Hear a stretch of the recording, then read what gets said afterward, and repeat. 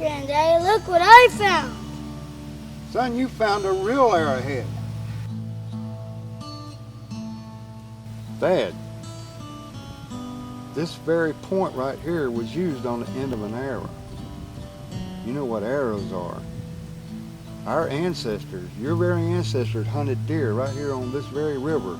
They made their living right here with points just like this, flint arrow points. You have made such a special find, son. You should always keep this.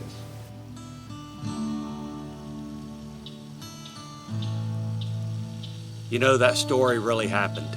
Finding that arrowhead that day is what got me interested in the hunting weapons and techniques of Native Americans.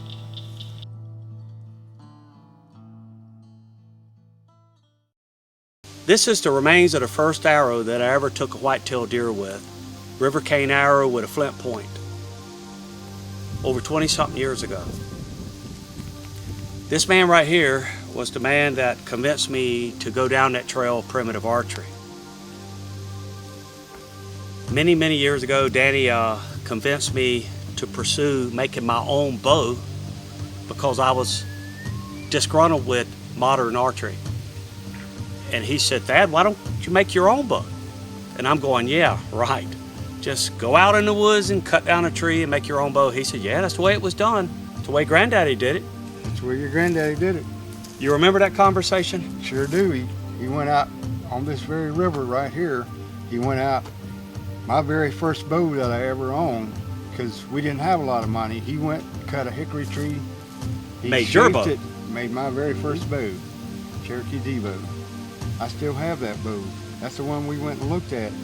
That's right. You showed me that bow, and I looked at it and said, "I can make that. I can make a bow." And Granddaddy made his bow. He scraped it out with a piece of glass. That's right. And he made it for you. Yep.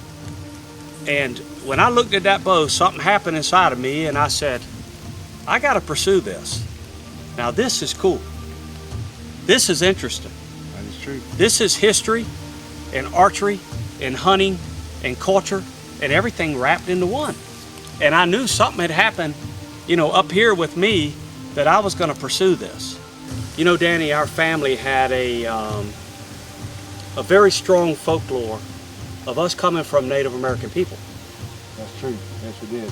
We were trying to separate out how much of it was fact and how much was fiction. Yeah, and it led to the family actually being involved in DNA projects, Family Tree American Indian DNA Project, which now we're part of, and also the Lumbee Tribe Project, which we're part of, because you tested positive for Native American, and quite a few of our cousins, and 5 or 6 people in the families tested Native American through several lines.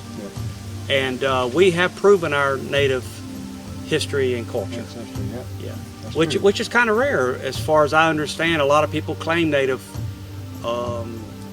American blood, but when they do the DNA, they find out it's a different story.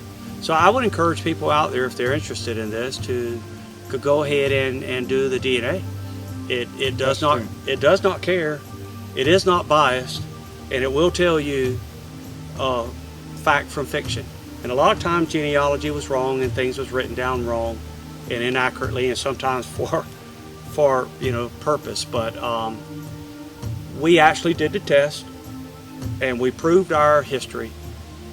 And it's still working today. We're still working on it. We still got more projects going on, and we've got more family lines being involved and being tested. But we definitely proved what we always knew. That's true. That we come from Native Americans. That's right. Exactly right.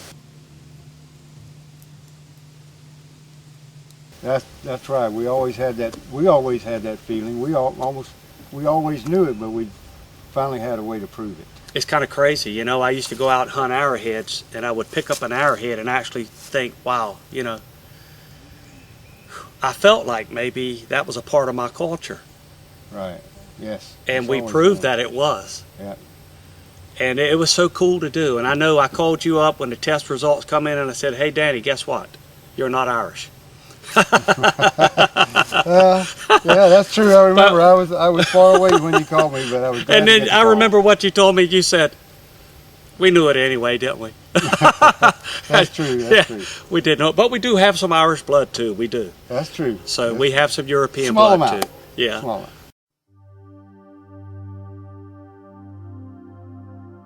It takes some craftsmanship.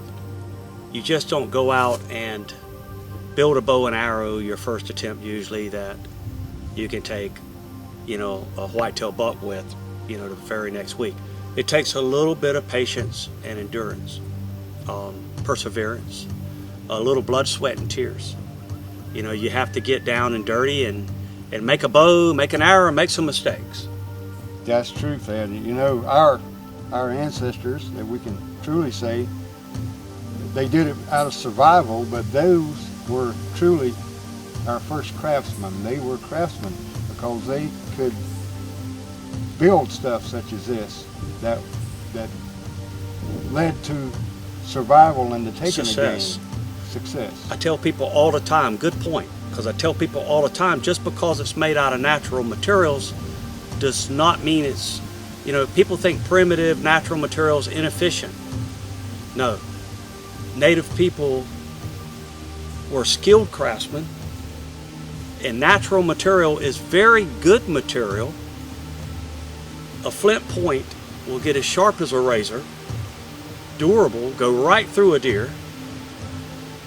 A river cane arrow is some of the best material you can use to make an arrow. And if you got the skill and patience and the craftsmanship, natural materials mean nothing. I tell people all the time, I fool people. I'm not really shooting primitive archery. I'm shooting natural archery. Because if you build that stuff right, a primitive arrow will fly as true as any store-bought arrow out there.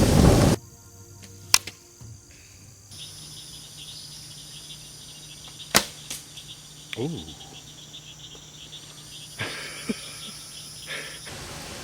But it all depends on the person making the arrow. The craftsman. And today, Danny, the thing that gets me about people today is they have very little patience. Looking for self-gratification quickly. That's right. They want it done today, hunting with it tomorrow, instant gratification, that world of, I get emails.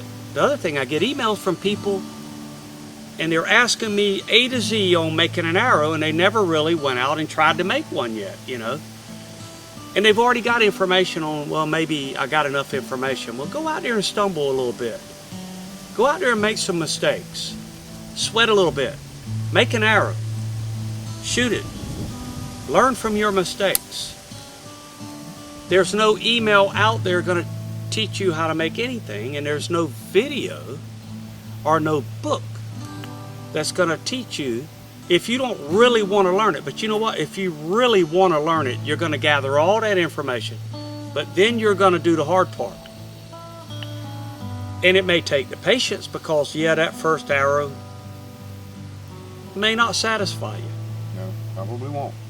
That first bow may not satisfy you. But if you show the skill and patience of ancient people that lived by it, and it had to be precision, and they took pride in making artwork. Intricate. It was intricate. It was detailed. It was everything they had and all their ability passed down from man to man. But then that fella actually doing it had to do it for himself. That's right. He couldn't depend on, well, Danny's not here. I got to make an arrow. I got to do it myself. I need to do it myself. And sometimes that'll learn you more faster than all the knowledge out there floating around. It's true. And I will say the modern guy right now has the best world possible. All the history of the world is accumulated now at the touch of your fingers. It's true. But I think that's what has gone wrong. Stuff is so readily available that It's too easy to get. that no one wants to, and they feel they don't have the time to do that. And if they were to take some time, then you'll find that inner self as well That's right. as being a craftsman. And when you find peace with yourself, that's a world. That's a whole other world. We won't even get to that point in this video. You're exactly right, because you know, when I get down to making a point and I'm sitting there chipping a point, I feel blessed that, yeah, I've got the time to do this and my focus is on it. And hey, you know why? Because I like doing it. Okay? Right. When I'm making an arrow, okay, it's not a problem, it's a blessing. That's true. You see, it's not, oh man, I got to get this done, and you know, hey, you know, I got to rush it and everything. Because I'm going to the Olive Garden in 30 minutes. Yeah. Yeah. Uh-oh, the cell phone rang. You know. Yeah. So that's our modern world, and everybody's in it. We're caught up in it, and there ain't no getting out of it. That's true. But Give yourself an allotted amount of time. that's right.